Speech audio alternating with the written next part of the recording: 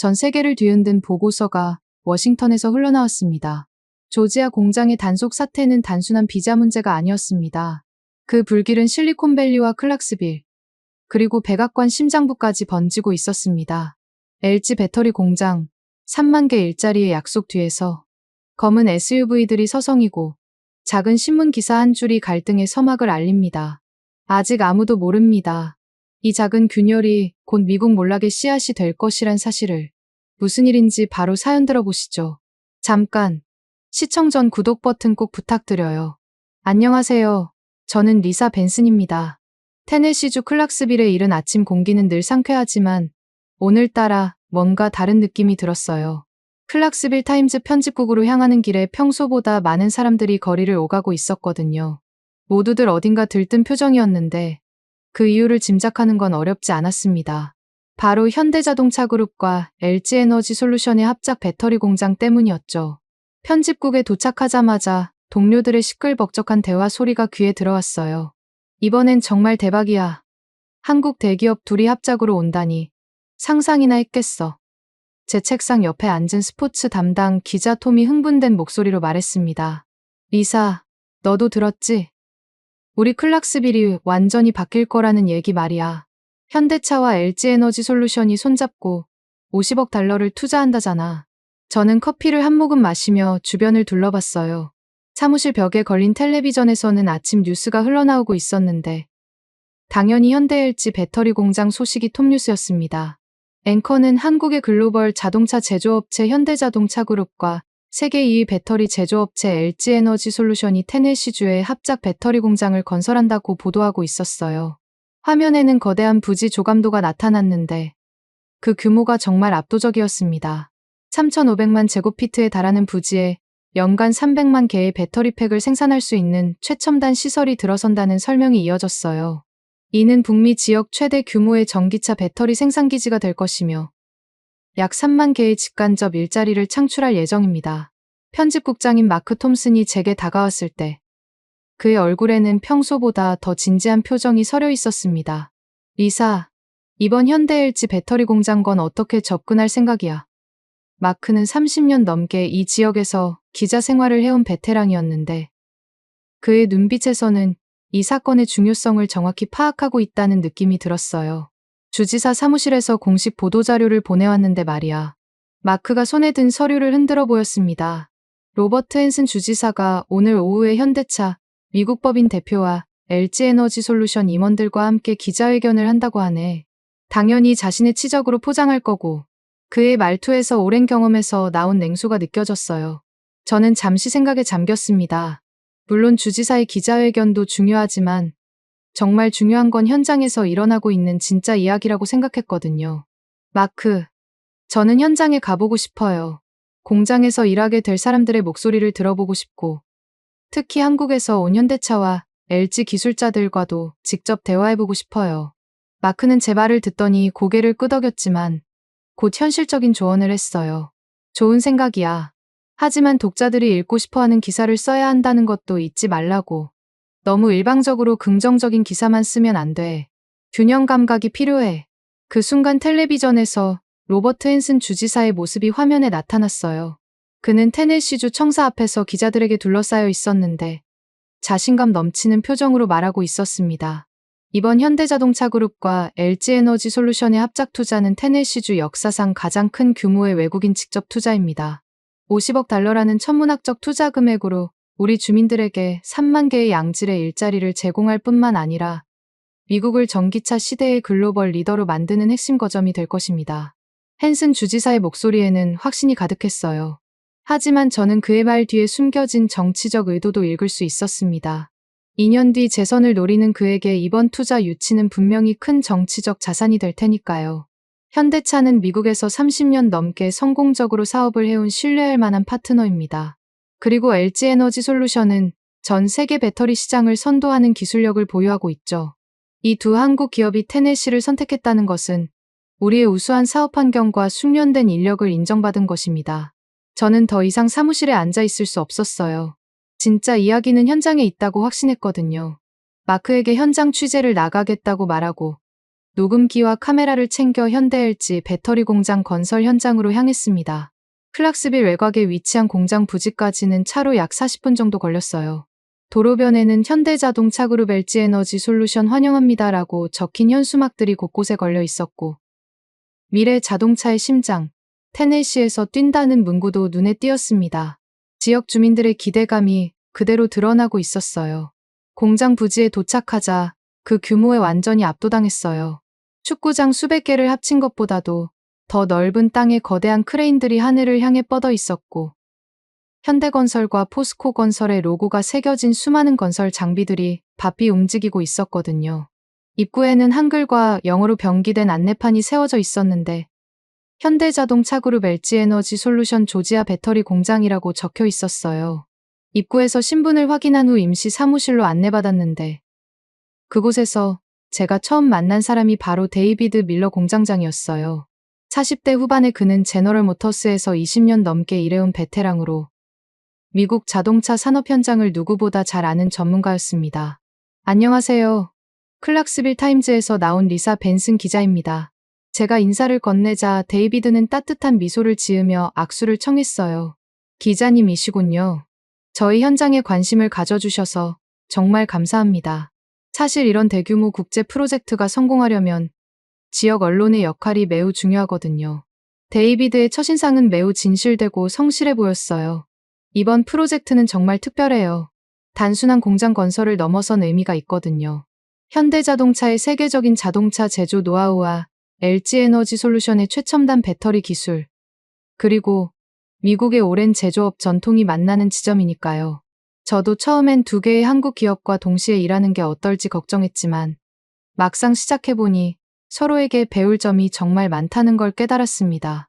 그때 한국에서 파견 온 엔지니어 한 명이 데이비드에게 다가왔어요. 아, 마침 잘 됐네요. 소개해드릴게요. 데이비드가 그를 가리키며 말했습니다.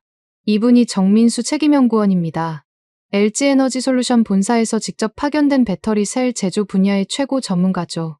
정민수는 30대 중반 정도로 보였는데 차분하면서도 전문가다운 분위기를 풍기고 있었어요. 깔끔하게 정돈된 외모와 신중한 말투에서 한국 대기업 엔지니어의 전형적인 모습을 볼 수 있었습니다.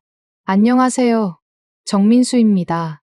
현대차 울산 공장에서 5년, LG에너지 솔루션에서 8년간 배터리 연구 개발을 담당했고, 이번 미국 프로젝트를 위해 파견되었습니다. 그의 영어는 완벽하지 않았지만 진실한 마음과 전문성이 담겨 있었어요. 두 사람이 주고받는 대화를 지켜보니 흥미로운 점을 발견할 수 있었습니다. 언어의 장벽이 분명 존재했지만 서로를 존중하며 소통하려는 노력이 역력했거든요. 기술적인 부분에서는 도면과 그래프를 활용해 의사소통을 하고 복잡한 화학 공식이나 엔지니어링 데이터는 노트북 화면을 함께 보며 설명하는 모습이 인상적이었어요. 정민수 씨는 정말 대단한 분이에요. 데이비드가 저에게 설명했습니다. 한국에서 13년 넘게 자동차와 배터리 연구 개발 업무를 담당하셨고, 특히 차세대 전기차 배터리 분야에서는 세계적인 수준의 기술력을 가지고 계시거든요. 현대차의 아이오닉 시리즈와 제네시스 전기차에 들어가는 배터리 개발에도 직접 참여하셨다고 하더라고요. 저희 미국 팀도 그분에게서 정말 많은 걸 배우고 있어요. 하지만 의사소통의 어려움은 여전히 존재했어요. 복잡한 기술적 논의를 할 때나 미묘한 뉘앙스가 중요한 대화에서는 통역이 필요했거든요. 그래서 제가 사라 퀸이라는 통역사를 소개받게 되었습니다. 사라는 20대 후반의 젊은 여성으로 벤더빌트 대학교에서 동아시아학을 전공하고 한국어를 부전공했으며 이미 몇 주 전부터 이곳에서 통역 업무를 담당하고 있었어요. 안녕하세요. 사라 퀸입니다. 여기서 현대차 팀과 LG 팀 양쪽의 통역 업무를 담당하고 있어요. 사라의 첫인상은 매우 밝고 활기찼는데 한국 문화에 대한 깊은 이해와 애정이 느껴졌습니다. 한국 기술자분들과 일하는 게 어떠세요? 제가 물어보자 사라의 얼굴이 밝아졌어요. 정말 놀라워요. 현대차 분들과 LG 분들의 열정과 완벽주의는 상상을 초월해요. 기술적인 부분에서는 절대 타협하지 않으시거든요. 배터리 하나하나의 성능 데이터까지 꼼꼼히 체크하시고 안전성 테스트도 기준보다 훨씬 엄격하게 하세요. 처음엔 너무 까다롭다고 생각했는데 알고 보니 그게 바로 한국이 세계 최고 수준의 자동차와 배터리 기술력을 갖게 된 비결이더라고요. 공장 내부를 둘러보는 동안 저는 정말 인상적인 광경들을 목격할 수 있었어요. 현대자동차에서 온 생산기술팀과 LG에너지솔루션의 배터리 전문가들, 그리고 미국인 직원들이 서로 다른 방식으로 일하지만 공통의 목표를 향해 함께 노력하고 있다는 것이 분명히 느껴졌거든요. 특히 배터리 생산 라인 설계 회의에서 본 모습이 인상 깊었어요. 한국 엔지니어들이 화이트보드에 복잡한 공정 도면을 그려가며 설명하면 미국 엔지니어들이 실제 생산 현장의 경험을 바탕으로 실용적인 개선안을 제시하는 모습이었죠. 언어가 완전히 통하지 않을 때는 손짓 발짓으로, 때로는 실제 배터리 셀을 들고 와서 설명하는 장면도 있었어요. 이것이 바로 한미 기술협력의 진수구나.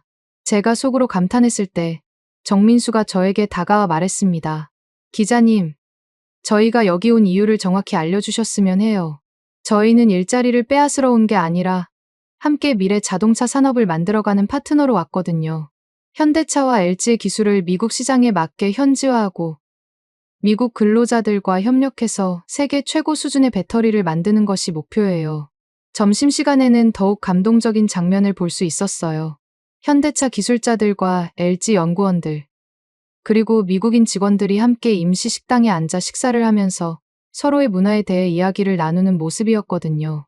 정민수가 한국에서 가져온 김치와 고추장을 나누어 주자 미국인 동료들이 처음엔 망설이다가 용기를 내어 맛보는 장면도 있었고, 반대로 현대차 디자인팀 직원이 테네시 바비큐 소스 만드는 법을 한국 동료들에게 알려주는 모습도 있었어요. 이게 바로 진정한 글로벌 협력의 모습이구나. 제가 속으로 생각했을 때 데이비드가 다가와 말했습니다. 기자님, 부탁이 하나 있어요. 혹시 기사를 쓰실 때 이런 현장의 진짜 이야기를 보도해 주실 수 있을까요? 요즘 언론에서는 자극적인 제목만 뽑아내려고 하는데 정작 여기서 일어나고 있는 아름다운 협력의 이야기는 묻혀버리는 것 같아서요. 현대차와 LG가 가져오는 건 단순한 투자가 아니라 미국 제조업의 새로운 가능성이거든요. 데이비드의 말에 저는 깊이 공감했어요. 정말로 이곳에서는 국경을 넘나드는 진정한 파트너십이 만들어지고 있었거든요. 현대자동차의 세계적인 자동차 제조 노하우와 LG에너지솔루션의 첨단 배터리 기술, 그리고 미국의 제조업 전통이 만나 새로운 시너지를 창출하고 있는 모습이 너무나 감동적이었습니다. 하지만 현장을 나서는 길에 뭔가 이상한 광경을 목격했어요.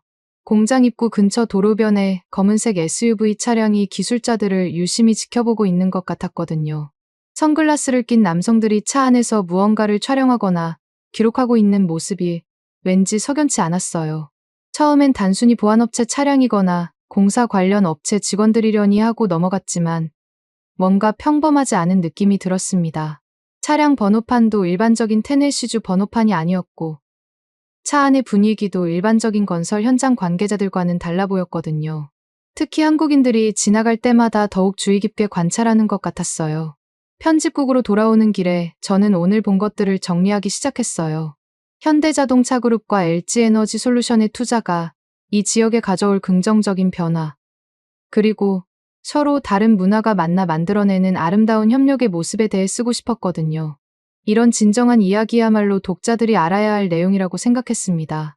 편집국에 도착해서 컴퓨터 앞에 앉아 기사 초안을 작성하기 시작했어요. 현대 LG 배터리 공장에서 만난 진정한 파트너십이라는 제목으로 오늘 현장에서 본 감동적인 모습들을 생생하게 담아내려고 했습니다. 한국 기술자들의 열정과 전문성, 미국인 직원들의 개방적인 마음가짐, 그리고 이 모든 것을 가능하게 하는 상호 존중의 정신에 대해 자세히 썼어요.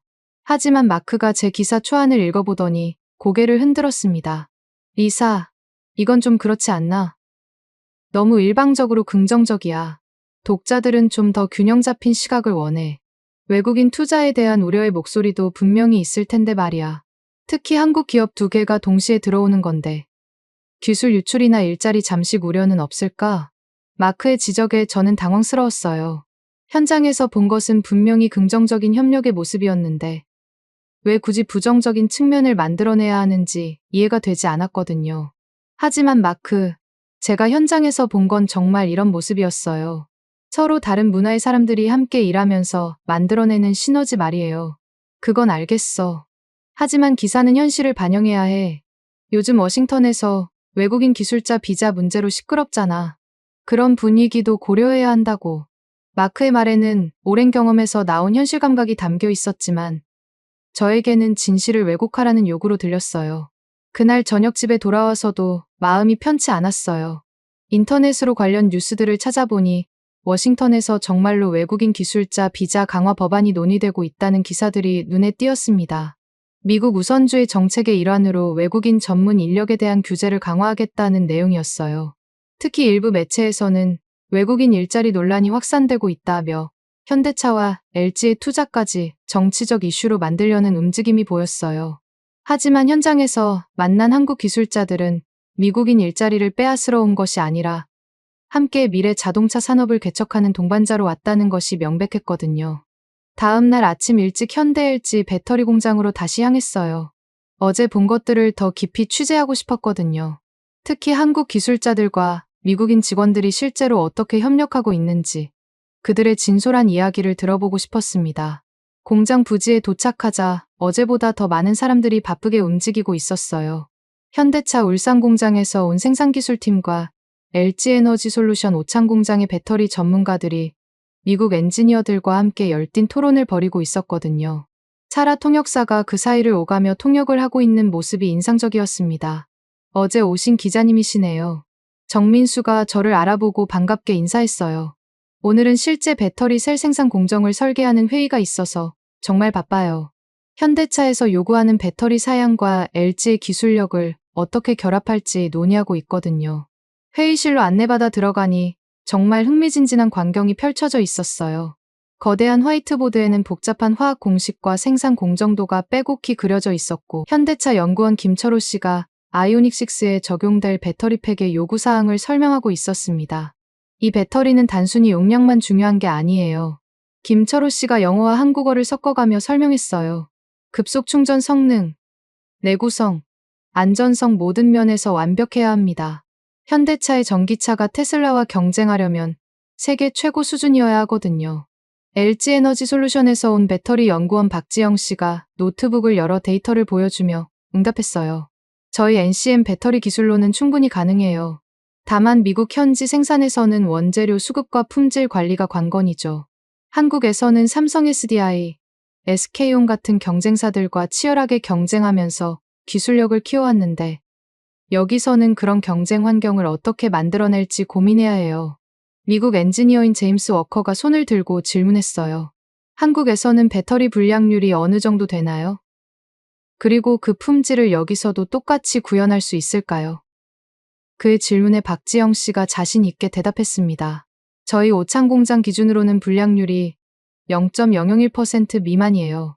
여기서도 같은 수준을 만들 수 있도록 모든 노하우를 전수할 예정입니다. 데이비드 공장장이 회의 중간에 저에게 설명해줬어요.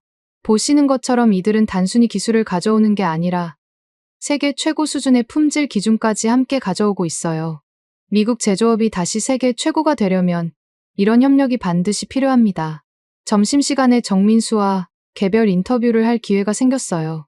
임시 휴게실에서 샌드위치를 먹으며 나눈 대화는 정말 인상 깊었습니다. 기자님, 솔직히 말씀드리면 처음에는 미국에 오는 게 두려웠어요. 정민수가 진솔하게 털어놓았어요. 왜 두려우셨어요?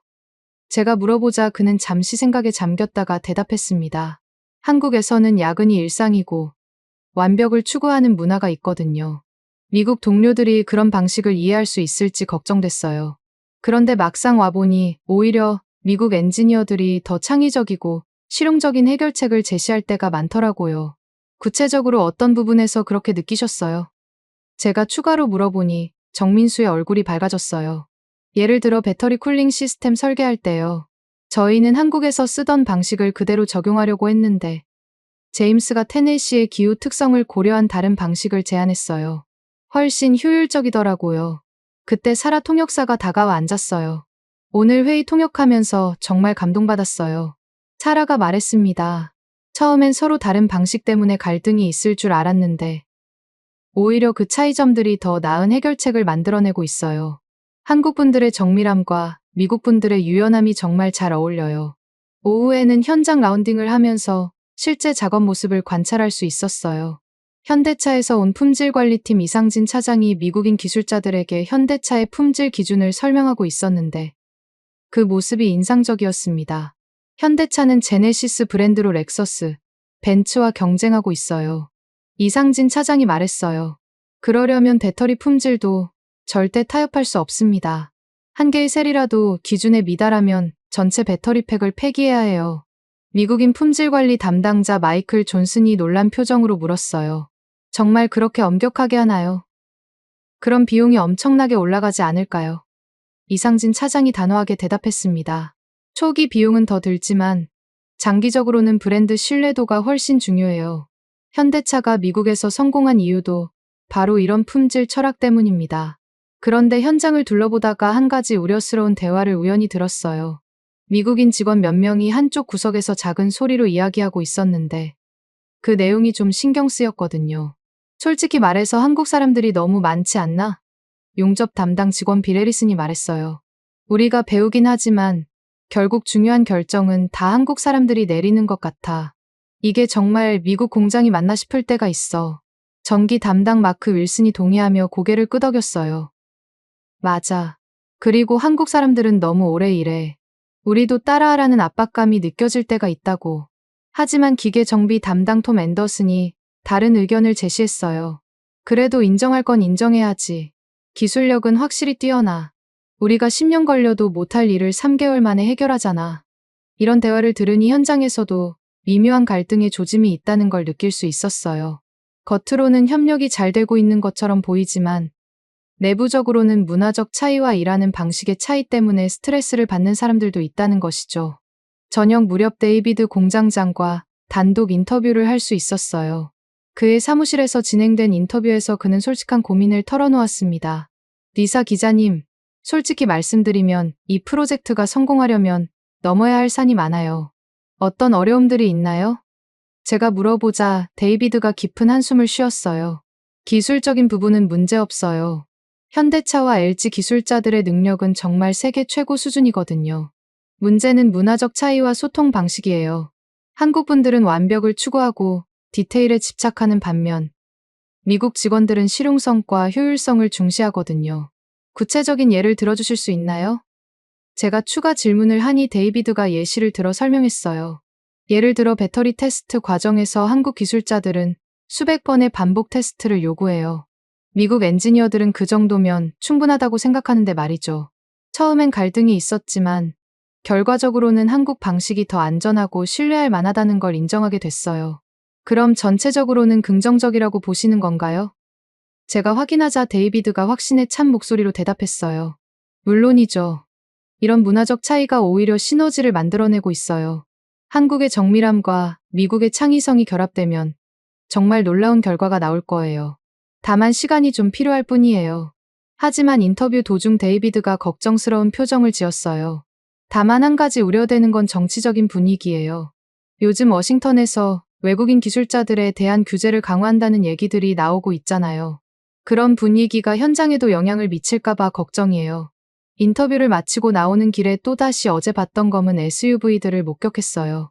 이번에는 더 가까이에서 볼 수 있었는데 차량 안에 있던 사람들이 한국인 기술자들의 출입 시간을 기록하고 있는 것 같았어요. 정민수와 박지영 씨가 사무실에서 나오자 그들을 유심히 지켜보는 모습이 확실히 보였거든요. 뭔가 이상해. 저는 속으로 생각했어요. 단순한 경비나 보안 업체라면 저렇게 특정 국적의 사람들만 유심히 관찰할 이유가 없었거든요. 혹시 연방정부 기관에서 파견된 사람들일까 하는 의심이 들기 시작했습니다. 편집국으로 돌아와서 오늘 취재한 내용을 정리하면서 복잡한 감정이 들었어요. 현장에서는 정말 아름다운 협력이 이루어지고 있었지만 동시에 미묘한 갈등의 조짐과 외부의 수상한 감시도 느낄 수 있었거든요. 마크 편집국장에게 오늘 취재 결과를 보고하자 그는 예상했던 반응을 보였어요. 역시 그럴 줄 알았어.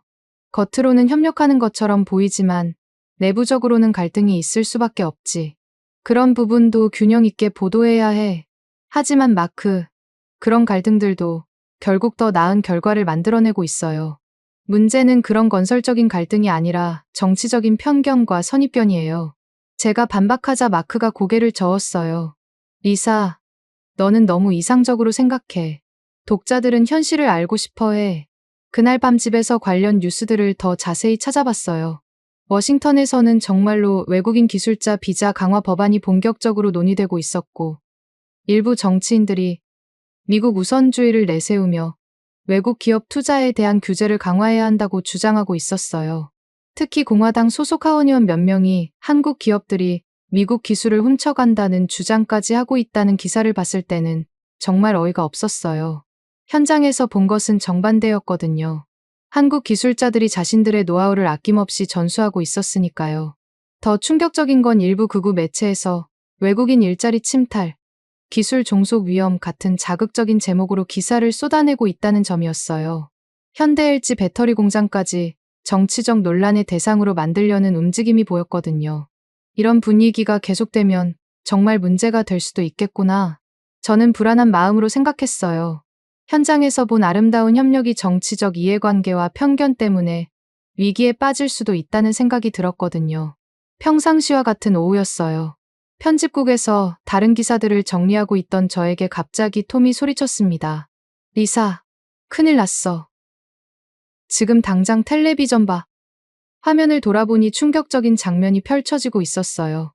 촉보 IC, 테네시주 현대LG 배터리 공장 급습 중이라는 자막과 함께 헬리콥터에서 촬영한 현장 영상이 나오고 있었거든요. 검은 SUV들이 공장 입구를 완전히 봉쇄하고 있었고, 무장한 요원들이 건물 안으로 쏟아져 들어가는 모습이 생중계되고 있었습니다.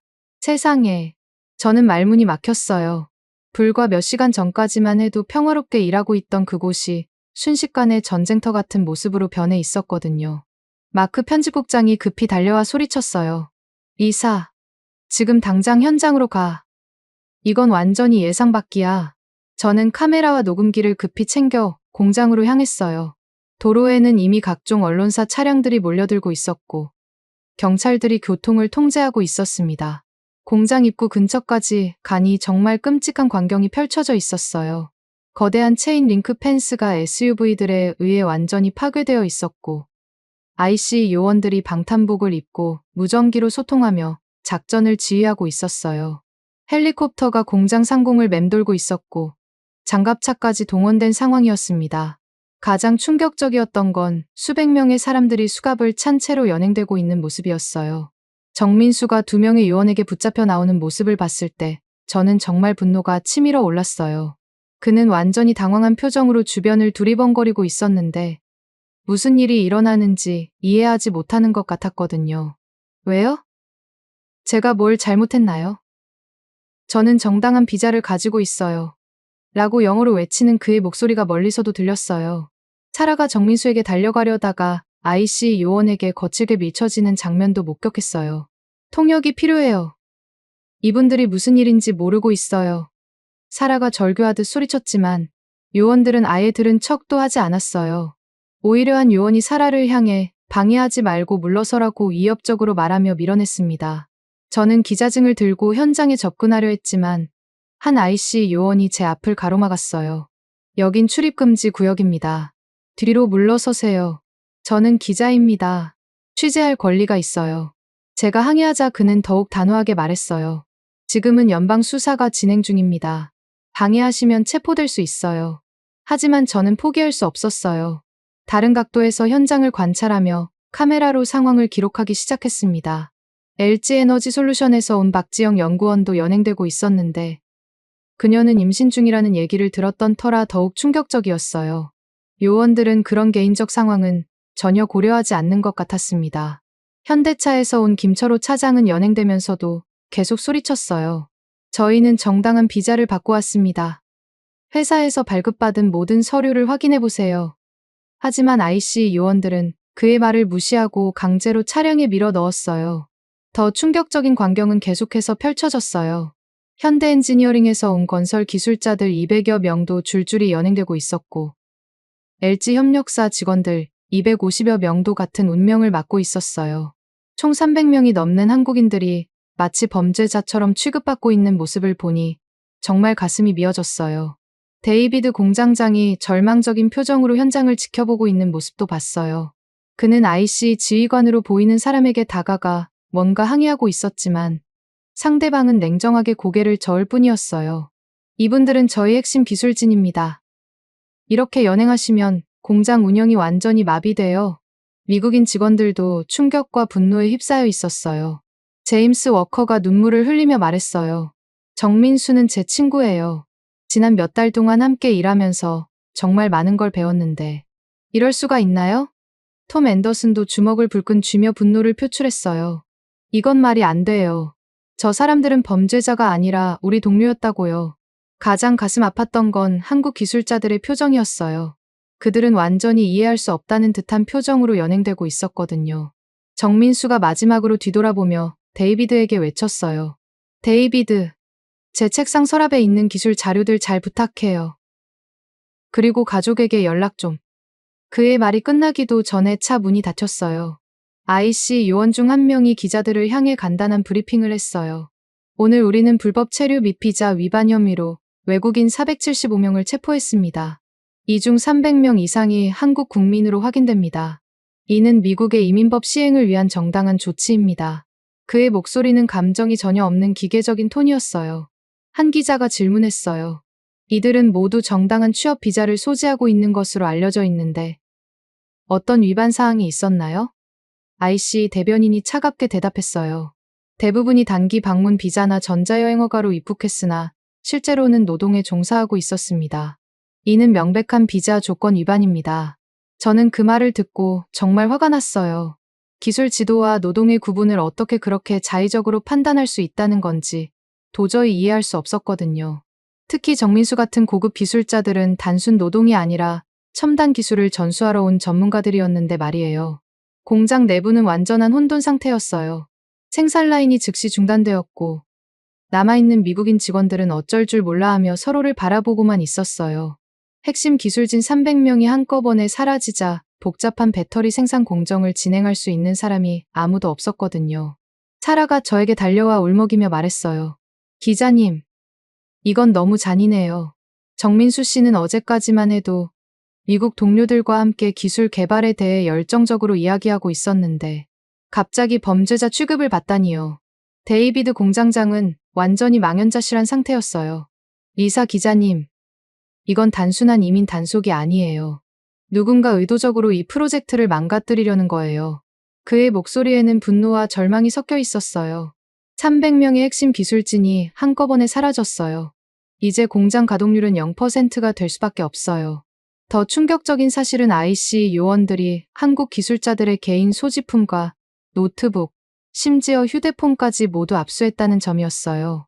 기술 정보 유출 방지를 위한 조치라고 했지만 실상은 그들의 연구 자료와 개인 정보를 강제로 빼앗아 간 거나 다름없었어요. 현장에는 IC뿐만 아니라 FBI, DEA, ATF 등 각종 연방기관 요원들이 대거 동원되어 있었어요. 마치 테러리스트를 소탕하는 것 같은 규모의 작전이었는데 상대는 단지 배터리 기술을 연구하는 엔지니어들이었거든요. 언론들이 몰려들면서 현장은 더욱 혼란스러워졌어요. 각종 방송사의 중계차들이 도착했고 기자들이 앞다투어 현장을 촬영하고 있었어요. 하지만 정작 피해자인 한국 기술자들의 목소리는 들을 수 없었어요. 그들은 이미 조지아주 폭스턴의 구금시설로 연행되어 사라진 상태였거든요. 특히 충격적이었던 건 일부 한국 기술자들이 합법적인 취업 비자를 소지하고 있었음에도 불구하고 체포되었다는 점이었어요. IC 내부 자료에 따르면 적어도 한 명은 정당한 비자를 가지고 있었는데도 자발적 출국자로 분류되어 구금되었다고 나중에 밝혀졌죠. 저는 이 모든 상황을 지켜보며 깊은 절망감을 느꼈어요. 불과 몇 주 전까지만 해도 미래에 대한 희망으로 가득했던 이곳이 순식간에 절망의 장소로 변해버렸거든요. 더욱 분노스러운 건 이런 일이 아무런 예고 없이 그것도 합법적인 절차를 무시하고 벌어졌다는 점이었어요. 오후 6시경 모든 연행이 마무리되었어요. 공장은 텅 비어 있었고 남아있는 미국인 직원들은 충격에서 벗어나지 못하고 있었어요. 저는 마지막으로 데이비드와 대화를 나눴는데 그의 말이 정말 인상적이었어요. 리사 기자님, 이건 단순한 단속이 아니에요. 누군가 우리가 이룬 성과를 질투하고 있어요. 한국과 미국이 함께 만들어낸 이 아름다운 협력을 파괴하려는 세력이 있다는 거예요. 데이비드의 목소리에는 확신이 담겨 있었어요. 편집국으로 돌아오는 길에 저는 오늘 목격한 일들을 정리하려고 노력했지만 쉽지 않았어요. 이건 단순한 뉴스가 아니라 300명이 넘는 사람들의 인생이 걸린 문제였거든요. 정민수와 다른 한국 기술자들이 지금 어디에서 무엇을 하고 있을지, 그들의 가족들은 이 소식을 어떻게 받아들일지 생각하니 가슴이 아팠어요. IC 급습 다음 날 아침, 편집국의 분위기는 완전히 달라져 있었어요. 평소보다 일찍 출근한 저는 마크가 전화기를 붙들고 누군가와 격렬하게 논쟁하는 모습을 목격했습니다. 무슨 소리야? 우리가 왜 기사를 수정해야 하는데? 마크의 목소리에는 분노가 가득했어요. 전화를 끄는 마크가 저에게 다가와 말했어요. 리사, 큰일이야. 주지사실에서 압력이 들어오고 있어. 어제 기사 때문에 난리가 났다는 거야. 저는 어리둥절했어요. 어제 제가 쓴 기사는 단순히 현장에서 벌어진 일을 객관적으로 보도한 것뿐이었거든요. 무슨 압력이요? 제가 물어보자 마크가 한숨을 쉬었어요. 헨슨 주지사가 재선에 타격을 받을 수 있다는 거야. 현대 LG 공장 유치가 그의 최대 치적인데 이런 식으로 부정적인 기사가 나가면 정치적으로 곤란하다는 거지. 그때 편집국 문이 열리더니 정치부 기자 제니퍼가 급하게 들어왔어요. 마크, 방금 주지사실에서 또 전화 왔어. 오늘 오후에 긴급 기자회견을 한다고 해. 헨슨 주지사가 직접 입장을 발표한다네. 제니퍼의 표정도 심각했어요. 저는 이런 상황이 정말 황당했어요. 300명이 넘는 무고한 사람들이 체포당한 상황에서 정치인들은 오직 자신들의 정치적 이해관계만 걱정하고 있었거든요. 마크, 우리가 해야 할 일은 진실을 보도하는 거잖아요. 정치적 압력에 굴복할 수는 없어요. 리사, 현실을 봐. 우리도 광고 수익으로 먹고 사는 거야. 주요 광고주들이 압력을 넣으면 어쩔 수 없어. 마크의 말에 저는 깊은 실망감을 느꼈어요. 언론의 독립성이 이렇게 쉽게 흔들릴 수 있다는 게 믿어지지 않았거든요. 오후에 열린 주지사 기자회견은 정말 가관이었어요. 헨슨 주지사는 단상에 서자마자 방어적인 태도를 보였습니다. 어제 벌어진 일은 연방정부의 일방적인 조치였습니다. 테네시주 정부는 전혀 관여하지 않았으며 사전에 통보받지도 못했습니다. 기자들의 질문이 쏟아지기 시작했어요. 주지사님, 현대LG 공장 프로젝트에 어떤 영향이 있을 것으로 보십니까? 헨슨 주지사가 머뭇거리며 대답했어요. 현재로서는 상황을 지켜보고 있습니다. 연방정부와 적극적으로 소통하여 문제를 해결하도록 노력하겠습니다. 하지만 그의 말에는 확신이 전혀 없었어요. 오히려 책임을 회피하려는 의도가 뻔히 보였거든요. 테네시주의 경제 발전을 위해서는 외국인 투자가 필요합니다. 하지만 연방법을 준수하는 것도 중요하죠. 그는 이렇게 말하며 애매하게 상황을 넘기려고 했어요. 더 충격적인 건 일부 지역 정치인들의 반응이었어요. 공화당 소속 하원의원 제임스 하워드가 성명을 발표했는데 외국인들이 미국인 일자리를 침탈하는 것을 더 이상 방치할 수 없다며 IC의 조치를 지지한다고 밝혔거든요. 저는 이런 정치인들의 기회주의적 태도에 정말 분노했어요. 며칠 전까지만 해도 현대LG 투자를 환영한다고 했던 사람들이 갑자기 태도를 바꾸는 모습이 너무나 비열해 보였거든요. 편집국으로 돌아와서 마크와 또 다른 갈등이 벌어졌어요. 리사, 오늘 기사는 좀 더 균형 잡힌 시각으로 써줘. 양측의 입장을 다 반영해서 말이야. 마크의 요구에 저는 반발했어요. 무슨 양측이요? 한쪽은 무고한 피해자들이고 다른 쪽은 가해자들인데요. 그렇게 단순하게 생각하면 안 돼. 미국 국민들의 우려도 이해해야 하고 정부 정책의 필요성도 인정해야 해. 마크의 말에 저는 정말 화가 났어요. 이건 단순한 정책 논쟁이 아니라 인권 침해 사안이었거든요. 그날 오후 저는 다시 공장을 찾아갔어요. 하지만 분위기는 완전히 달라져 있었습니다. 입구에는 경비원들이 삼엄하게 지키고 있었고 출입을 통제하고 있었어요. 겨우 데이비드를 만날 수 있었는데 그의 모습은 정말 처참했어요. 리사 기자님, 상황이 정말 심각해요. 데이비드가 지친 목소리로 말했어요. 300명의 핵심 인력이 사라지니까 모든 작업이 중단됐어요. 배터리 생산 라인 설치는 물론이고 기본적인 시설 점검도 할 수 없는 상태예요. 데이비드가 저를 공장 내부로 안내했는데 정말 황량한 모습이었어요. 며칠 전까지만 해도 활기차게 돌아가던 생산 라인이 완전히 멈춰 있었고 남아있는 미국인 직원들은 무엇을 해야 할지 모르는 상태였거든요. 기술적인 문제가 생겨도 물어볼 사람이 없어요. 제임스 워커가 절망적인 목소리로 말했어요. 정민수가 없으니까 배터리 셀 조립 과정을 진행할 수가 없어요. 우리는 그냥 보조 역할만 했었거든요. 더 심각한 문제는 미국인 직원들 사이에서도 분열이 일어나고 있다는 점이었어요. 일부는 한국 동료들을 걱정하며 분노를 표출했지만 다른 일부는 오히려 안도감을 드러내고 있었거든요. 용접 담당 빌 해리슨이 동료들과 대화하는 모습을 우연히 들었는데 정말 충격적이었어요. 솔직히 말해서 이제 좀 편해졌어. 한국 사람들이 있을 때는 항상 눈치 봐야 했거든. 그의 말에 몇몇 동료들이 동조하는 모습을 보니 가슴이 아팠어요. 하지만 톰 앤더슨은 정반대의 반응을 보였어요. 빌, 그런 말 하지 마. 정민수와 다른 한국 친구들이 얼마나 우리를 도와줬는데. 이건 명백한 인권 침해야. 직원들 사이에서도 갈등이 생기고 있는 상황이었어요. 사라는 완전히 넋이 나간 상태였어요. 기자님, 저는 뭘 해야 할지 모르겠어요. 통역할 사람도 없고 제 존재 이유가 사라진 것 같아요. 사라의 눈에는 눈물이 고여 있었어요. 정민수 씨와 다른 분들이 구금시설에서 어떻게 지내고 계실지 생각하니까 잠도 못 자겠어요. 데이비드가 저에게 더 충격적인 소식을 전해줬어요.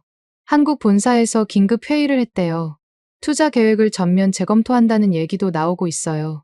그의 말에 저는 이 사건의 파급 효과가 얼마나 클지 실감했어요. 그럼 공장은 어떻게 되는 거예요? 제가 물어보자 데이비드가 고개를 저었어요. 모르겠어요. 한국 기술자들 없이는 이 프로젝트를 완성할 수 없어요. 50억 달러 투자가 물거품이 될 수도 있어요. 그날 저녁 편집국에서 또 다른 압박이 있었어요. 광고부 담당자가 마크에게 찾아와 말했더군요. 현대차 미국 법인에서 광고 계약 재검토를 요청했습니다. 우리 기사 때문에 기업 이미지에 타격을 받는다는 거예요. 마크가 저를 부르더니 말했어요. 리사, 이제 좀 더 신중하게 접근해야 할 것 같아. 너무 한쪽으로 치우친 기사는 곤란해. 저는 이런 상황이 정말 답답했어요. 진실을 보도하는 것이 언론의 기본 사명인데 경제적 이해관계 때문에 그것조차 할 수 없다는 게 말이 되나요? 마크, 그럼 우리가 뭘 위해 기자 일을 하는 거예요? 돈을 위해서인가요? 아니면 진실을 위해서인가요? 제 말에 마크가 한숨을 쉬었어요. 리사, 현실과 이상은 다른 거야. 우리도 생존해야 한다고. 그날 밤 집에서 인터넷을 검색해보니 상황이 더욱 심각해지고 있었어요. 워싱턴 상무부에서 앤드류 메이슨 차관이 기자들에게 한 발언이 화제가 되고 있었거든요. 대체 인력을 찾으면 됩니다. 미국에는 유능한 기술자들이 많아요. 메이슨 차관의 이런 발언은 정말 현실을 모르는 소리였어요. 배터리 제조 기술은 하루아침에 습득할 수 있는 게 아니거든요. 특히 현대LG가 개발하는 차세대 배터리 기술은 세계 최고 수준이라서 대체 인력을 찾는다는 것 자체가 불가능했어요. 더 화가 나는 건 일부 언론들의 보도 행태였어요. 보수 성향 매체들은 외국인 불법 취업 대규모 적발, 미국 일자리 보호 조치 성과 같은 제목으로 기사를 내보내고 있었거든요. 정작 체포된 사람들이 불법 취업자가 아니라 정당한 절차를 거쳐온 기술자들이라는 사실은 외면하고 있었어요. 소셜미디어에서는 더욱 극단적인 반응들이 나타나고 있었어요. 한국인들이 우리 일자리를 훔쳐간다. 외국인 기술자 추방 환영한다. 같은 댓글들이 넘쳐나고 있었어요. 반면 무고한 사람들을 범죄자 취급하는 것은 잘못됐다는 목소리도 있었지만 소수에 불과했어요. 저는 이런 여론 분열을 보면서 언론의 역할이 얼마나 중요한지 다시 한번 깨달았어요. 언론이 어떤 방향으로 보도하느냐에 따라 여론이 완전히 달라질 수 있거든요. 하지만 현실은 경제적 압력과 정치적 이해관계에 의해 진실한 보도가 점점 어려워지고 있었어요. 다음 날 아침에는 더 충격적인 소식이 기다리고 있었어요. 한국 정부가 공식적으로 미국에 항의 성명을 발표했다는 뉴스였어요. 외교부 대변인이 정당한 절차를 거쳐 미국에 체류 중인 한국 국민들이 부당하게 구금된 것에 대해 강력히 항의한다고 밝혔거든요. 이제 사건이 개인적인 차원을 넘어 국가 간 외교 문제로 번지고 있다는 것을 의미했어요. 저는 불안한 마음으로 하루를 시작했는데 앞으로 상황이 어떻게 전개될지 정말 예측할 수 없었거든요. 며칠간의 고민 끝에 저는 중대한 결심을 했어요. 클락스빌 타임즈에서는 진실한 보도를 할 수 없다는 걸 깨달았거든요. 마크의 압력과 광고주들의 눈치 때문에 정작 중요한 이야기는 묻혀버리고 있었어요. 그래서 저는 워싱턴 포스트의 탐사보도팀에서 일하는 대학 동창 마이클 로렌스에게 연락을 취했습니다. 마이클은 정부 부패와 기업 비리를 전문적으로 취재하는 베테랑 기자였거든요. 리사, 정말 오랜만이네. 무슨 일로 연락했어? 마이클의 목소리에서 반가움이 느껴졌어요. 저는 지난 며칠간 겪은 일들을 간략하게 설명했습니다. 마이클, 정말 중요한 이야기가 있어. 하지만 전화로는 할 수 없는 얘기야. 직접 만날 수 있을까? 다음 날 저는 워싱턴으로 향했어요. 유니언 스테이션 근처의 작은 카페에서 마이클과 만나기로 했거든요. 가방에는 지난 몇 주간 수집한 모든 자료들이 들어 있었어요. 정민수와 다른 한국 기술자들의 사진, 그들의 비자 서류 사본, 공장 내부에서 촬영한 협력 장면들, 그리고 IC 급습 당일의 생생한 증언들 말이에요. 카페에 도착하니 마이클이 이미 구석진 테이블에 앉아 기다리고 있었어요.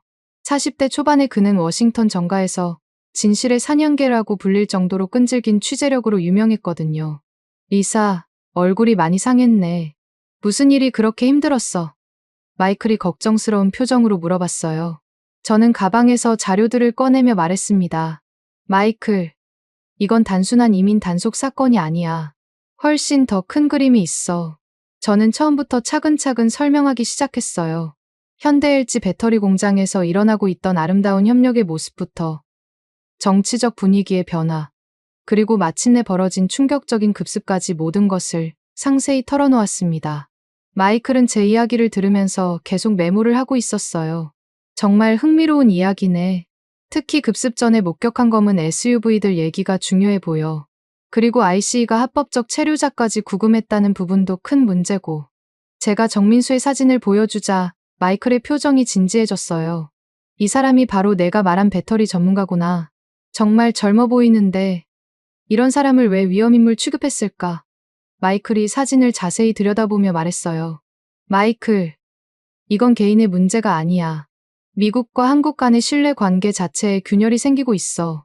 제가 강조하자 마이클이 고개를 끄덕였어요. 맞아. 이건 단순한 지역 뉴스가 아니라 국제적인 이슈야. 특히 한국 정부의 공식 항의까지 나온 상황에서는 더욱 그렇지. 저는 마이클에게 데이비드 공장장과의 인터뷰 녹음 파일도 들려줬어요. 들어봐. 현장 책임자조차 이 사태를 이해하지 못하고 있어. 300명의 핵심 인력이 사라지면서 50억 달러 프로젝트가 완전히 중단됐다고 해. 마이클이 녹음을 들으면서 중간중간 놀라는 표정을 지었어요. 정말 심각하네. 이 정도 규모의 투자 프로젝트가 이런 식으로 차질을 빚는다면 다른 외국 기업들도 미국 투자를 제고할 수밖에 없을 거야. 그게 바로 내가 우려하는 점이야. 제가 말했어요. 이런 식으로 가다가는 미국이 기술 혁신에서 뒤처질 수도 있어. 한국의 배터리 기술은 세계 최고 수준인데 그런 기술을 배우지도 못하고 오히려 밀어내고 있으니까. 마이클은 제가 가져온 자료들을 꼼꼼히 검토하기 시작했어요. 특히 IC 급습 당일 촬영한 사진들과 동영상을 보면서 심각한 표정을 지었습니다. 리사, 이 자료들은 정말 귀중해. 현장의 생생한 모습이 그대로 담겨 있어. 사라가 찍은 사진도 있어. 저는 통역사 사라가 몰래 촬영한 한국 기술자들의 일상 모습들을 보여줬어요. 이 사진들을 보면 그들이 얼마나 평범한 사람들인지 알 수 있어. 가족 사진을 보며 그리워하고 미국 동료들과 점심을 함께 먹고 기술 토론에 열중하는 모습들 말이야. 마이클이 특히 관심을 보인 건 정민수가 미국 엔지니어들에게 배터리 기술을 설명하는 사진이었어요. 이건 정말 상징적인 사진이네. 기술을 훔치러 온 스파이가 아니라 지식을 나누는 교육자의 모습이잖아. 저는 마이클에게 사라와의 인터뷰 내용도 전해줬어요. 사라가 말하길 한국 기술자들이 얼마나 성실하고 정직한 사람들인지 몰라. 야근을 하면서도 불평 한마디 없이 최고의 결과를 내려고 노력했다고 해. 이런 증언들이 정말 중요해. 마이클이 메모를 하며 말했어요. 언론에서는 통계와 정책만 다루지만 실제로는 이런 개인적인 이야기들이 독자들의 마음을 움직이거든. 저는 마이클에게 가장 중요한 자료를 마지막에 보여줬어요. 바로 정민수의 비자 서류와 회사 파견 명령서였습니다. 이걸 봐. 정민수는 모든 법적 요건을 완벽하게 갖추고 왔어. 그런데도 불법 체류자로 몰려서 구금됐다고. 마이클이 서류들을 자세히 살펴보더니 놀란 표정을 지었어요. 이건 정말 문제가 심각해. 합법적인 체류자를 이렇게 자의적으로 구금하는 것은 명백한 인권 침해야. 더군다나 사전 통보도 없이 군사작전 같은 급습을 했다니. 마이클, 이 이야기를 워싱턴 포스트에서 다뤄줄 수 있을까? 제가 간절한 마음으로 물어보자 마이클이 확신에 찬 목소리로 대답했어요. 당연하지. 이건 단순한 이민 정책 문제가 아니야. 미국의 국제적 신뢰도와 경제 정책의 일관성에 관한 문제거든. 마이클은 즉시 자신의 편집장에게 전화를 걸었어요. 팀장님, 정말 중요한 스토리를 확보했어요. 현대LG 공장 IC 급습 사건인데 우리가 생각했던 것보다 훨씬 복잡하고 심각한 문제예요. 통화를 마친 마이클이 저에게 말했어요. 팀장이 매우 관심을 보이네. 내일 당장 취재팀을 꾸려서 본격적인 조사에 들어간다고 해. 리사, 내가 정말 중요한 일을 하고 있는 거야. 저는 마이클과 함께 추가 취재 계획을 세웠어요. 구금된 한국 기술자들과의 인터뷰, 한국 정부와 기업의 공식 입장, 그리고 IC 내부 문서 확보 등 해야 할 일이 산더미 같았어요. 특히 중요한 건 이 사건이 다른 한국 기업들의 미국 투자에 미칠 영향이야. 마이클이 말했어요. 삼성, SK, 포스코 같은 다른 대기업들도 미국에 대규모 투자를 하고 있는데 이런 식으로 기술자들이 구금당할 위험이 있다면 투자 계획을 재고할 수밖에 없을 거야. 저는 마이클에게 한 가지 더 중요한 정보를 전해줬어요. 데이비드가 말하길 한국 본사에서 이미 긴급 대책회의를 열었대. 투자 중단 가능성까지 검토하고 있다고 해. 그럼 이건 정말 시급한 문제네. 마이클의 표정이 더욱 진지해졌어요. 만약 현대LG가 투자를 철회한다면 미국 경제에 미치는 파급 효과가 엄청날 거야. 테네시주뿐만 아니라 전국적으로 영향을 줄 테니까. 우리는 3시간 넘게 대화를 나눴어요. 마이클은 제가 가져온 모든 자료를 꼼꼼히 검토하고 추가로 필요한 정보들을 정리했습니다.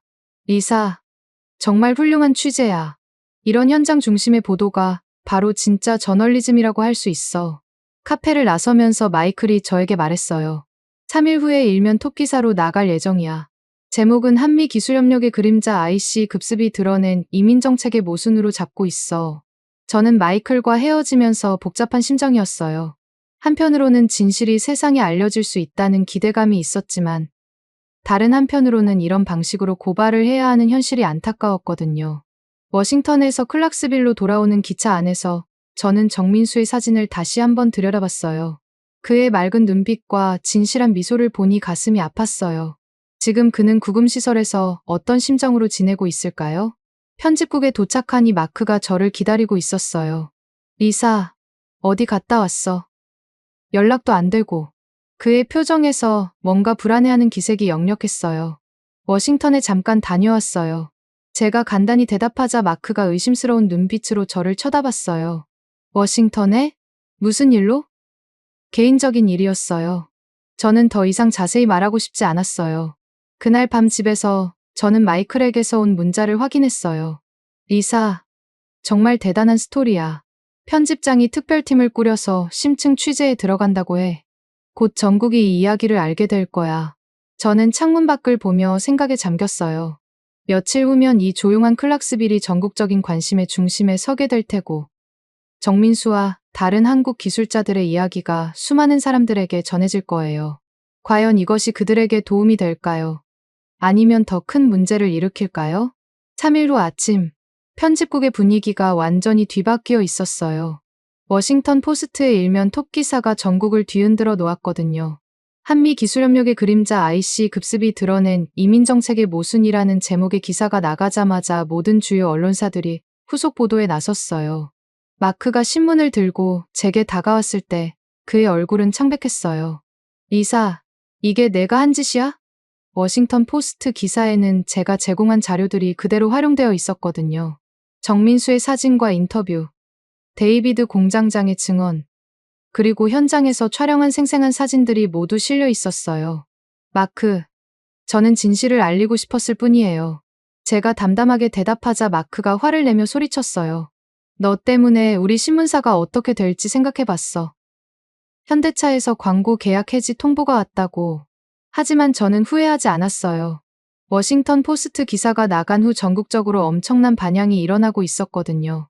소셜미디어에서는 샵 정의로운 이민정책 샵 한국기술자 석방 같은 해시태그가 트렌딩되고 있었고 시민단체들이 항해 시위를 조직하기 시작했어요. 더 중요한 건 한국 정부의 반응이었어요. 오전 10시경 청와대에서 긴급 브리핑이 열렸는데 외교부 장관이 직접 나서서 강력한 입장을 발표했거든요. 한국 정부는 이번 사태를 매우 심각하게 받아들이고 있습니다. 조현 외교부 장관의 목소리에는 분노가 가득했어요. 정당한 절차를 거쳐 미국에 파견된 우리 기술자들이 이런 부당한 대우를 받는 것을 더 이상 용납할 수 없습니다. 하지만 진짜 폭탄 발언은 그 다음에 나왔어요. 한국 정부는 현재 진행 중인 3,500억 달러 규모의 대미 투자 계약 서명을 전면 보류하기로 결정했습니다. 장관의 이 발언이 나가자마자 전 세계 금융시장이 요동치기 시작했어요. 편집국 텔레비전에서는 속보가 계속 흘러나오고 있었어요. 한국, 대미 투자 계약 서명 보류, 월스트리트 급락세, 삼성 SK 포스코 등 주요 기업 미국 투자 재검토 같은 뉴스들이 쏟아져 나왔거든요. 특히 충격적이었던 건 일본과의 비교였어요. 일본은 이미 2주 전에 비슷한 규모의 대미 투자 계약에 서명을 마쳤는데 조지아 사태 이후 한국만 홀로 계약 서명을 거부하게 된 상황이었어요. 이는 한미 경제관계에 엄청난 균열이 생겼다는 것을 의미했습니다. 제니퍼가 급히 뛰어들어와 소리쳤어요. 큰일 났어요. 월스트리트에서 아시아 관련 주식들이 폭락하고 있어요.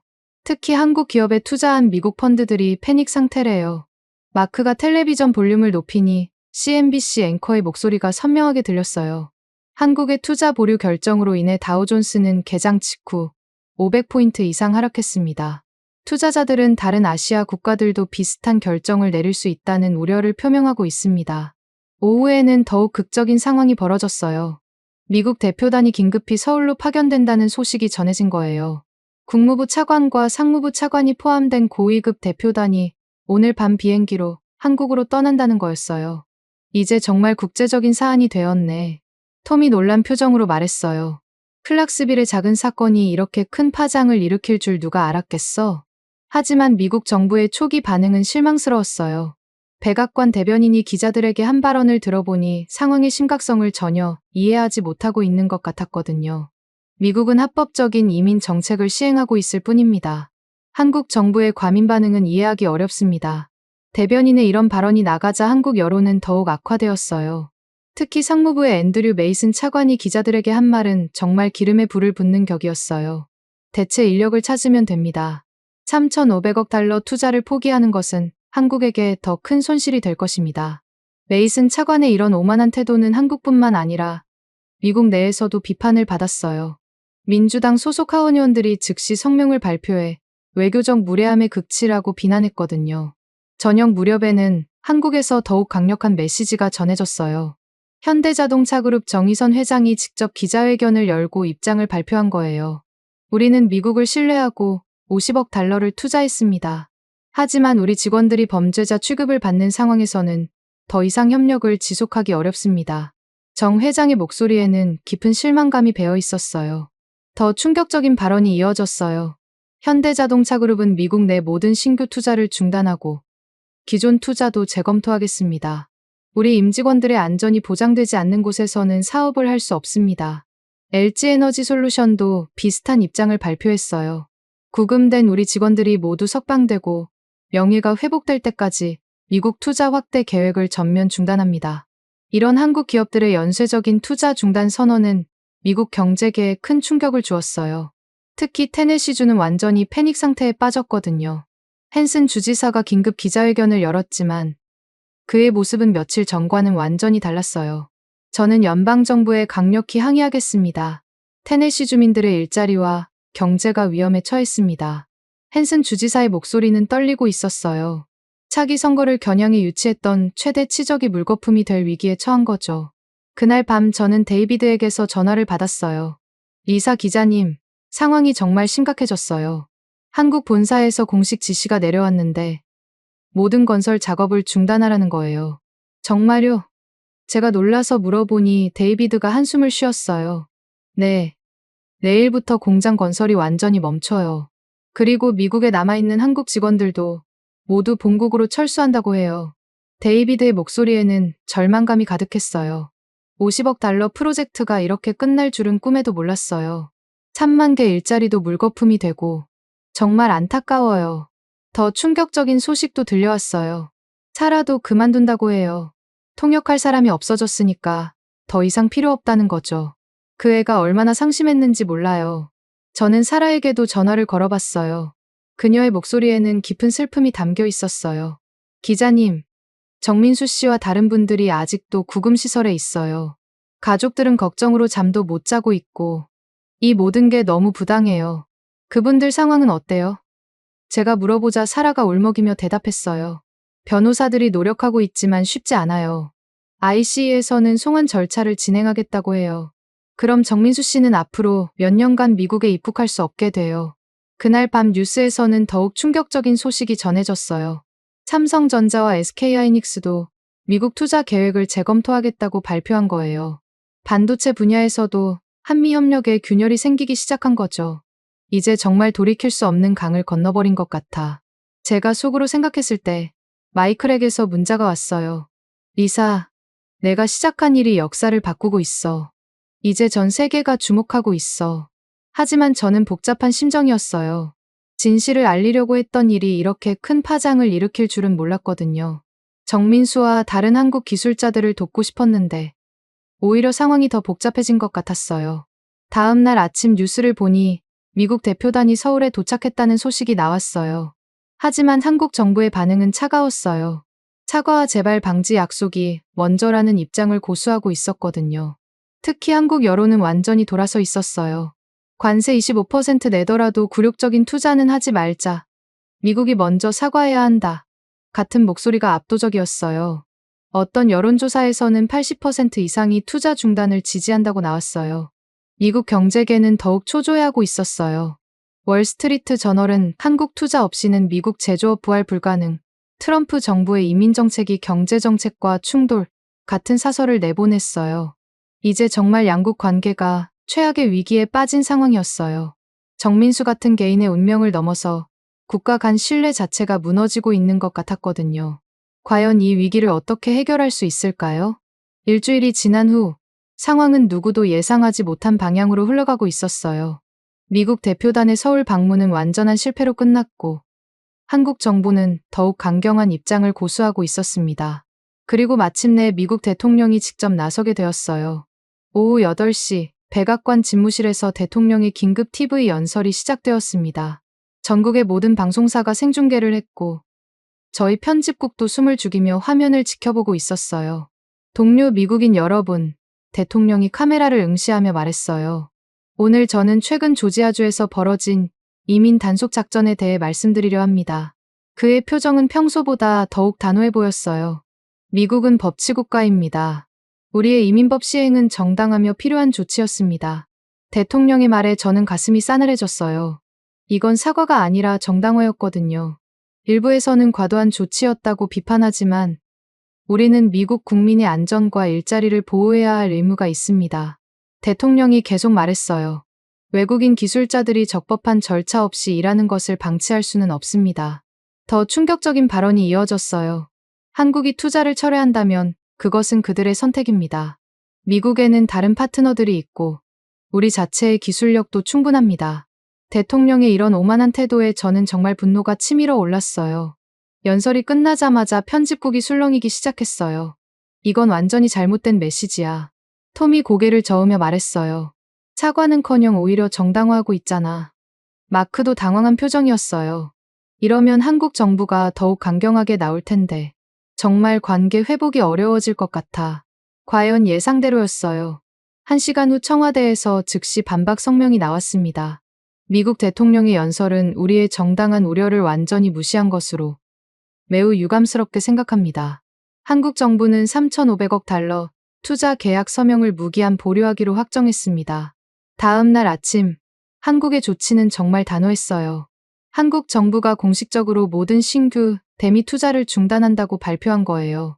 미국이 진정한 사과와 재발 방지를 약속할 때까지 새로운 투자는 없다고 선언했어요. 더 놀라운 건 한국 기업들의 연쇄적인 반응이었어요. 현대자동차그룹은 조지아 공장 건설을 무기한 연기한다고 발표했고 삼성과 SK도 미국 투자 확대 계획을 전면 재검토하겠다고 했어요. 월스트리트의 반응은 즉각적이었어요. 개장과 함께 주가가 폭락하기 시작했고 특히 한국과 관련된 미국 기업들의 주가는 15% 이상 하락했어요. 투자자들은 완전한 공황 상태에 빠져 있었거든요. 그런데 이틀 후 미국 정부가 더욱 충격적인 발표를 했어요. 전문직 취업 비자인 H1B 비자 수수료를 1인당 연간 10만 달러로 인상한다고 발표한 거예요. 기존 $1,000에서 100배나 오른 금액이었어요. 하워드 러트닉 상무장관이 기자들에게 한 발언은 정말 기가 막혔어요. 돈을 내기 싫으면 미국인을 고용하세요. 외국인 한 명당 매년 10만 달러를 낼 의향이 있는지 기업들이 스스로 판단하시기 바랍니다. 더 놀라운 건 골드카드라는 새로운 제도였어요. 개인이 100만 달러를 내거나 기업이 200만 달러를 내면 신속한 비자 처리 혜택을 받을 수 있다는 것이었어요. 말 그대로 돈으로 비자를 사라는 거였죠. 저는 이런 조치들을 보면서 정말 어이가 없었어요. 한국 기술자들을 구금해놓고는 이제 돈을 내면 비자를 주겠다는 식으로 나오다니요. 이건 완전히 장사치 근성이었어요. 편집국에서도 분노의 목소리가 터져나왔어요. 이게 정말 외교인가? 제니퍼가 소리쳤어요. 협상이 아니라 갈취잖아. 마크도 고개를 저었어요. 이러면 한국뿐만 아니라 다른 나라들도 미국을 불신하게 될 거야. 진정한 파트너십이 아니라 돈거래로 보일 테니까. 과연 한국 정부의 반응은 더욱 격렬했어요. 외교부 대변인이 긴급 브리핑에서 말했어요. 미국의 이런 조치는 동맹국에 대한 모독입니다. 비자를 돈으로 거래하겠다는 발상 자체가 품격 없는 처사입니다. 더 강력한 메시지가 이어졌어요. 한국은 이런 굴욕적인 요구에 굴복하지 않을 것입니다. 차라리 25% 관세를 내더라도 존엄성을 지키겠습니다. 한국 여론은 완전히 폭발했어요. 소셜미디어에서는 미국은 더 이상 동맹국이 아니다. 돈으로 인간을 거래하는 나라 같은 격한 반응들이 쏟아져 나왔어요. 여론조사 결과 90% 이상이 미국의 요구를 거부해야 한다고 응답했어요. 그날 오후 저는 다시 현대LG 공장을 찾아갔어요. 하지만 그곳의 모습은 완전히 달라져 있었어요. 거대한 건설 장비들이 모두 멈춰 있었고 철수 작업이 한창이었어요. 데이비드를 만났을 때 그의 모습은 정말 초라했어요. 리사 기자님, 정말 끝이에요. 한국 본사에서 공식 지시가 내려왔어요. 모든 작업을 무기한 중단하고 장비를 철수하라는 거예요. 데이비드, 정말 미안해요. 제가 진심으로 사과하자 그가 고개를 저었어요. 기자님 잘못이 아니에요. 오히려 진실을 알려줘서 고마워요. 다만 이런 결과가 나올 줄은 몰랐어요. 데이비드가 저를 공장 내부로 안내했는데 그 광경은 정말 처참했어요. 며칠 전까지만 해도 미래의 희망으로 가득했던 생산 라인이 완전히 텅 비어 있었거든요. 먼지만 쌓여가는 첨단 장비들을 보니 가슴이 아팠어요. 50억 달러와 3만 개 일자리가 사라진 거예요. 데이비드가 쓸쓸하게 말했어요. 이 지역 경제에 미칠 타격을 생각하면 정말 안타까워요. 더 마음 아픈 건 미국인 직원들의 반응이었어요. 톰 앤더슨도 분노를 감추지 못했어요. 이 모든 게 정치인들의 탐욕 때문이야. 우리가 함께 만들어가던 꿈을 돈벌이 수단으로 만들어버렸어. 차라는 완전히 넋이 나간 상태였어요. 기자님, 정민수 씨가 마지막 인사를 전해달라고 하더라고요. 미국에서 좋은 추억을 많이 만들었다고. 언젠가 상황이 나아지면 다시 만날 수 있기를 바란다고요. 그날 저녁 클락스빌 타임즈에서는 처음으로 진실한 기사를 일면에 실었어요. 마크가 마침내 결단을 내린 거예요. 현대LG 공장 무기한 중단 돈으로 얼룩진 신뢰라는 제목의 기사였어요. 이번 사태는 단순한 이민 정책 집행을 넘어 한미 간의 신뢰 관계에 치명적인 타격을 입혔습니다. 기사는 이렇게 시작했어요. 특히 비자를 돈으로 거래하겠다는 미국 정부의 발상은 동맹국에 대한 모독으로 받아들여지고 있습니다. 마크가 저에게 말했어요. 리사, 내가 옳았어. 우리가 진실을 외면하면서 무엇을 얻었겠어. 결국 모든 게 돈거래로 전락해버렸잖아. 하지만 이미 너무 늦었어요. 신뢰는 한순간에 무너지지만 다시 쌓는 데는 오랜 시간이 필요하거든요. 특히 이번 사태는 개인적인 차원을 넘어 국가적 차원의 문제가 되어버렸어요. 며칠 후 저는 언덕 위의 전망대에 올라가 공장을 내려다봤어요. 불과 몇 주 전까지만 해도 희망의 상징이었던 그곳은 이제 좌절의 흔적만 남겨두고 있었어요. 거대한 크레인들이 멈춰서 있고 건설 장비들이 하나둘 철수해 나가고 있었거든요. 바람이 불어와 머리카락을 날리는 동안 저는 생각에 잠겼어요. 진정한 동맹은 존중에서 시작된다. 정민수가 했던 말이 떠올랐어요. 상대방을 인간적으로 존중하지 않고 돈으로만 관계를 정의하려 하면서 어떻게 진정한 파트너십을 기대할 수 있겠어요? 미국은 한국의 투자와 기술은 원했지만 한국 사람들에 대한 존중은 없었어요. 그리고 마침내는 모든 것을 돈거래로 전락시켜버렸죠. 경제적 이익만을 추구하면서 인간적 가치를 무시한 대가였어요. 해가 지면서 공장 부지에 그림자가 드리워졌어요. 저는 마지막으로 이곳을 바라보며 다짐했어요. 앞으로는 진실을 외면하지 않겠다고, 그리고 사람의 존엄성을 지키는 기사를 쓰겠다고 말이에요. 정민수와 300명의 한국 기술자들은 고국으로 돌아갔지만 그들이 남긴 교훈은 영원히 기억될 거예요. 진정한 협력은 상호 존중에서만 가능하다는 것. 그리고 신뢰를 돈으로 사려 하면 모든 것을 잃는다는 것을 말이에요. 돈으로는 진정한 동맹을 살 수 없다는 걸 미국 정부가 깨닫기를 바랄 뿐입니다. 지금까지 리사 벤슨 씨의 사연 어떠셨나요? 불과 몇 달 전만 해도 테네시주 클락스빌의 작은 마을에는 큰 꿈이 있었습니다. 현대자동차와 LG에너지솔루션이 가져온 50억 달러의 투자, 그리고 3만 개의 일자리 창출이라는 희망 말이에요. 정민수라는 한국 엔지니어와 데이비드라는 미국 공장장이 언어의 장벽을 넘어 서로에게서 배우고 성장해가는 모습을 보며 우리는 진정한 국제협력이 무엇인지 알 수 있었습니다. 김치를 나누어 먹고 햄버거 만드는 법을 가르쳐주며 밤늦게까지 기술 토론에 열중했던 그들의 모습에서 우리는 국경을 초월한 인간적 유대를 확인했죠. 하지만 정치적 편견과 경제적 이해관계가 개입되면서 이 아름다운 협력은 산산조각이 났습니다. 300명의 한국 기술자들이 범죄자처럼 연행되는 모습, 그리고 마침내 비자를 돈으로 거래하겠다는 미국 정부의 발상은 우리에게 깊은 충격을 주었어요. 리사 벤슨 기자가 보여준 용기 있는 보도 정신도 우리가 기억해야 할 부분입니다.